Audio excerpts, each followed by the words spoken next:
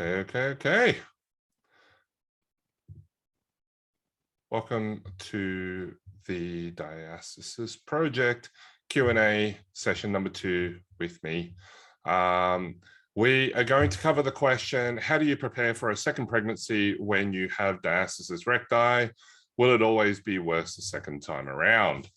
All right, now before I forget, you can register on the top left QR code and you can donate to the project there. The links are in the description as well, so please have a look at that. I'll be trying to do these Q&As when I can. I'll go live one question at a time. So at the moment, I'm going to try to get through a bunch right now. But how do I prepare for a second pregnancy when you have Diastasis Recti, and will it always be worse the second time around? Honestly, I think knowing that you have a diastasis during pregnancy can be quite distressing. I've seen lots of different people and they tend to notice movement relatively early. Now, if we go with the assumption that you need to have some sort of tension across the midline, then seeing this sort of movement, or if you think that doming is no good for you, it can be quite distressing, because then you think you're doing things that are terrible for you. But in actuality, maybe you're not doing things that are that bad for you.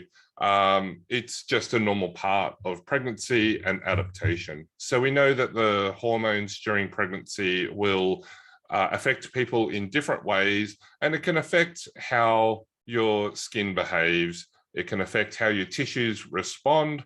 And there's different, hormonal receptors which change the extensibility, the flexibility, the tension in your skin and your tissues, and that applies in diastasis as well. So quite often people will look pregnant when the first time around they didn't look pregnant at, say, 6 weeks, 7 weeks, 8 weeks. So that will happen, and you need to be prepared for that. That's going to be asking questions. People are going to ask you questions before you may be ready to let people know that you're pregnant. From a diastasis point of view, though, staying active and doing what you feel like you can do. The first trimester can be quite awful for people in terms of morning sickness or all the time sickness. And some people, they have that throughout their pregnancy, hyperemesis gravida. So, bearing that in mind is more important, I think, than being concerned about the diastasis. Obviously, we still follow the same antenatal exercise prescription rules. So avoiding anything that may cause harm to you or to the baby, from an impact injury, a fall onto your stomach. I still follow the same sorts of rules in terms of the doming, whether you're pregnant or not. So hard, firm doming that is not easily pressed in. I think that we're loading the tissue in a way that may stretch it more. We're not certain. We don't have any evidence for this. So we're just going by principles. However, if you're easily able to distend that tissue, and you'll see, just lifting your head up to have a look at your feet while you're lying down, you're going to see that movement occurs there, and that is okay as far as I'm concerned. The amount of pressure that induces, I think, is nowhere near as much as just being upright and having an abdomen and all your internal organs pushing forwards into that area and stretching that area. Claire Mackay is a great person to follow on Instagram, because she documented her second pregnancy with diastasis. She was doing her rehab with us, her recovery from her first pregnancy, and then she found out that she was pregnant again, and then we followed her from very early in her pregnancy all the way through to now in her postpartum journey. She's already had the baby. She had a vaginal delivery. It was very quick. Her 11-finger wide diastasis did not play a part in restricting her ability to give birth vaginally. In fact, it was relatively quick and relatively stress-free, really. So you'll be able to see Claire's case on the Diastasis Project. So how do you prepare for a second pregnancy when you have DR? I think get as strong as you can. That's what Claire did. That's what I encourage Lots of people who have diastasis, get as strong as you want to be, because if you make your training harder than life becomes relatively easy. Then when the pregnancy is here, you can't predict how you're going to behave. You can't predict when things are going to happen, what conditions are going to crop up. I think diastasis is one of those that are in the lower tier of concerns for me. I think things like where your placenta is sitting and if it's, covering up the cervix, I think that is far more important. I think blood pressure issues, circulation issues, the growth of the baby, so,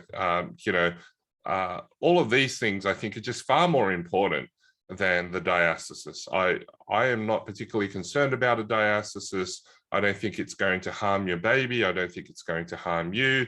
And whether it contributes to your back pain or not, there are lots of people who don't have a diastasis and have back pain through pregnancy. And there are people with a diastasis that don't have back pain during pregnancy. So again, we can't really tell who's going to be affected by it and what's going to lead to issues or not. So hopefully that answers that. What else can you do? There's a good podcast by Lily Nichols on the Women's Health podcast. So head over to the Women's Health podcast and have a listen to that. She talks about nutrition during pregnancy and after pregnancy. However, there's been a discussion on the Diastasis Project Facebook page where the question of, well, what about vegetarian and vegans and those from different cultures and the foods that they eat as well. So it would be interesting to see what your thoughts are about that. Any other things? I don't think so. I think understanding, managing what your expectations are, identifying what your beliefs, attitudes, meaning, and stories are around it, seeking supportive information, not information that's going to basically scare you into doing nothing. I think all of these are important. Following the sensible rules that are still there around the world. So getting your exercise in, that's still 150 minutes of moderate intensity exercise every week with whole body strengthening. That is still the recommendation for pregnant women. And I still think that that is the recommendation, whether you have a diastasis or not. There's many, many different variations that we can use for that. So I think going for that is really, really helpful. If you're already active, stay active with whatever you're comfortable doing. And if you're not active yet, but you want to begin getting active, I suggest guidance from a health or fitness professional who's experienced at helping you through that. Is a great way of progressing into activity during your pregnancy. Staying away from things that could cause you to trip and fall and hurt you or the baby is still there. We've also got the considerations like skydiving and scuba diving and altitude training and the like. All of those are in the guidelines for pregnancy exercise that you'll find in different areas around the world. All right. So I hope you found that helpful. You can support the Diastasis Project in a number of ways. So, subscribing to the YouTube channel, the Diastasis Project, would be really helpful. If you could head over there, that'll be fantastic so that I can go live there. Joining the Facebook group, which hopefully you're watching this on, the Diastasis Project, is also helpful. The Instagram page is the Diastasis Project. Joining the Diastasis Project itself, if you want to contribute to it with some content, some videos, some writing, whatever it is, images, photos, would love to hear from you. So head over to diastasis.info to find out more there. There is a link to watch a webinar about what the project is about. You can also donate monetarily, financially through PayPal. This is a donation-based project. I've been running it without getting paid for 3 years. So there's a lot of consultations.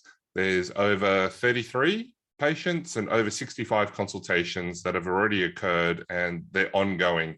So all of those are provided free of charge. So anything you can contribute is helpful. And if you're a health or fitness professional, you might like to support us by doing one of the courses, the Lisa Ryan consult course, her consult with me that she did, and the Diastasis Reframed course, where I try to provide a different type of course to what's usually out there.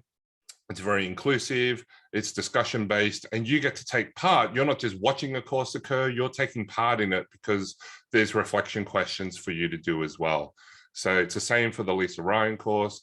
So check those out, support the project, and I'll hopefully see you on the next Q&A. Thank you.